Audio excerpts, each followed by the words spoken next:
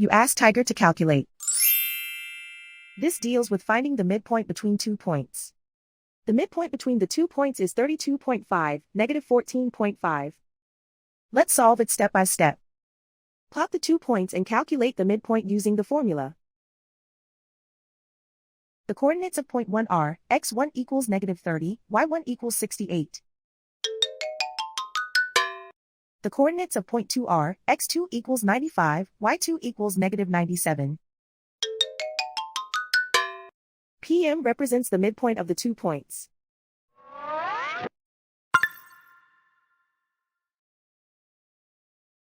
Use the x values in the midpoint formula to find the midpoints x. x1 equals negative 30. x2 equals 95.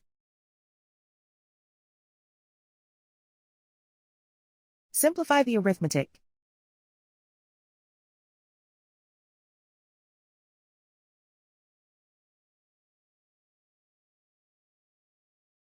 Use the y values in the midpoint formula to find the midpoints y.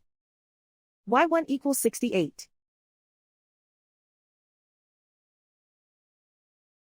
y2 equals negative 97. Simplify the arithmetic.